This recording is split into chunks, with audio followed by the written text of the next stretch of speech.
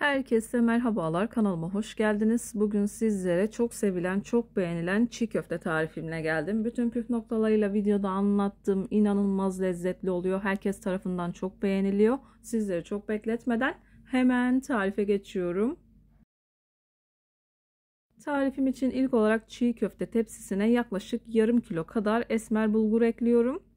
2 adet orta boy soğanımı rendeledim. Onu ekliyorum. Fazla suyunu çok az sıktım. Çok fazla da sıkmayın. Soğanı bulgura güzelce yediriyorum. Orijinal çiğ köfte tarifi budur.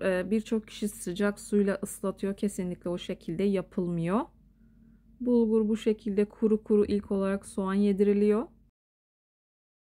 Lezzetine doyamayacağınız bir çiğ köfte tarifi veriyorum. Sadece biraz yoğururken sabır gerektiriyor. Ben bir bayan olmama rağmen yaklaşık bir 50 dakika kadar bir sürede tamamen hazırlamış oldum.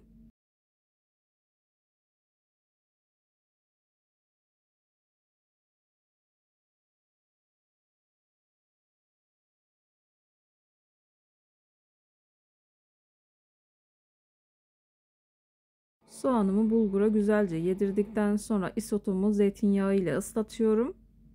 Kenara bırakıyorum. Sırası geldiği zaman kullanacağım.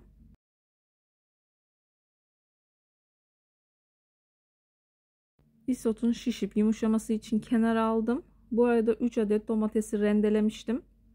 Onları geceden bu şekilde buz haline getirdim. Yavaş yavaş onu da yediriyorum.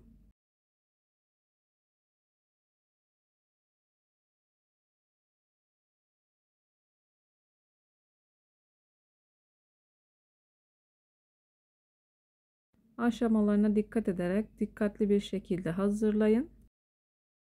Eğer elinizin altında dondurulmuş domates yok ise konserve olarak kullanabilirsiniz veya 3 tane domatesi rendeleyip bu aşamada ekleyip hazırlayabilirsiniz.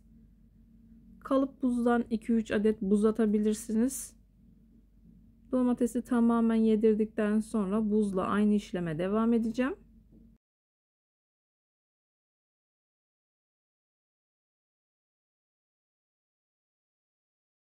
Domatesi de tamamen yedirdim.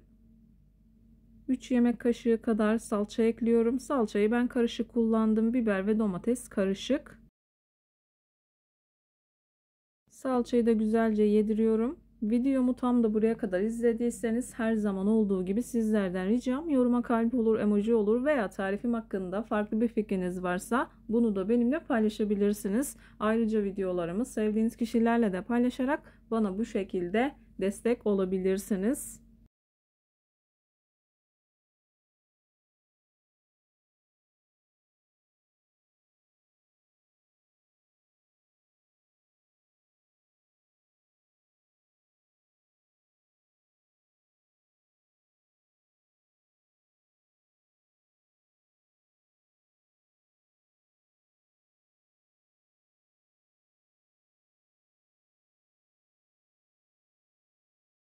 Domates salçasını da güzelce yedirdim. Bu aşamada buz ekliyorum.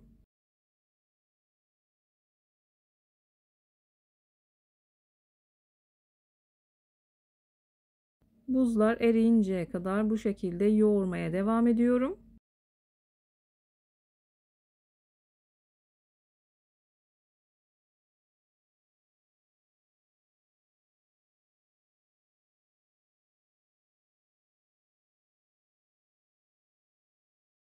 Tam da bu aşamada belirtmek istiyorum. Eğer acemiyseniz, ilk defa yapıyorsanız, çok fazla da yoğurmak istemiyorsanız en fazla 1 çay bardağı kadar su kullanabilirsiniz. Direkt arıtmadan 1 çay bardağı alıp yavaş yavaş dökerek kullanabilirsiniz. Bir tane limonu yıkadım, daha sonra doğradım. Limonu da ekledim. Aynı şekilde limonla yoğurmaya devam ediyorum.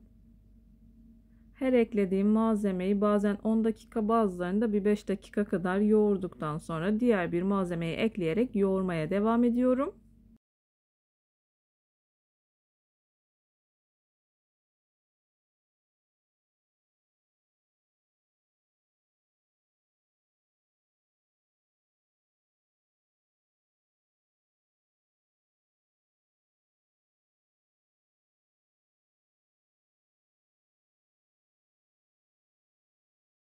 Limonla da güzelce yoğurdum.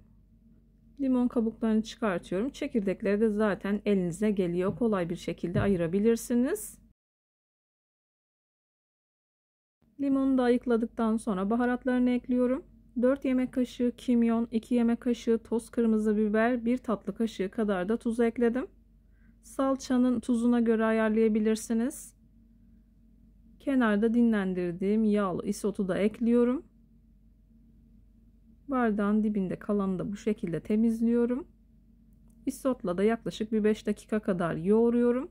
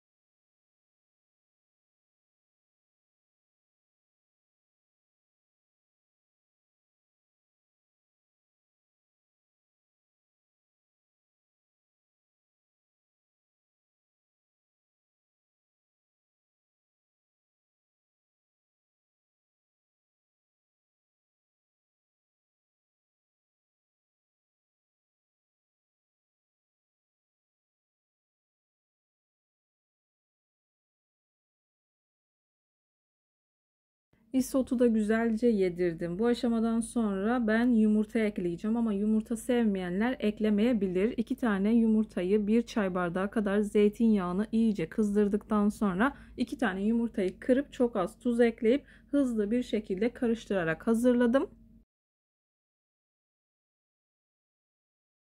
Yumurta tamamen yok oluncaya kadar yoğurmaya devam ediyorum. Dediğim gibi isterseniz kullanmayabilirsiniz. Videolarımda yapmış olduğum tariflerin elimden geldiği kadarıyla püf noktalarını vermeye çalışıyorum. Ama yine de aklınıza takılan herhangi bir şey olursa yorumlara yazarsanız gördüğüm zaman sizlere dönüş sağlarım. Yine aynı zamanda videonun altındaki açıklama kısmına malzeme listesini tam not olarak ekleyeceğim. Dilerseniz oradan da bakabilirsiniz.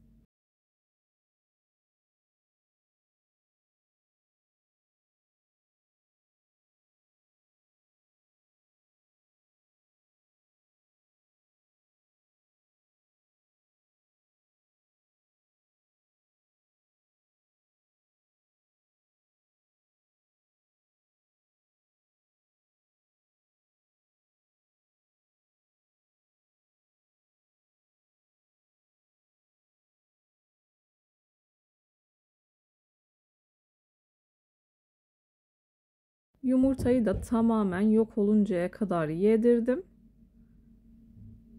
Bu aşamada 1 çay bardağı kadar zeytinyağı ekliyorum. Kendi damak tadınıza göre yağ miktarını ayarlayabilirsiniz. Bu şekilde tam geliyor. Yağını şöyle bir karıştırıyorum. Elimle düzeltiyorum. Sizler için tepside doku testi yapacağım. İlk etapta nasıl güzel bir çiğ köfte olduğunu göstermek için tepsiyi ters çeviriyorum. Gördüğünüz gibi bekletmeme rağmen hiç yerinden kıpırdamadı. Videoyu beğendiyseniz beğenmeyi, kanalıma hala abone değilseniz kanalıma abone olmayı, bildirim zilini açmayı lütfen unutmayın. Hoşça kalın. Allah'a emanet olun.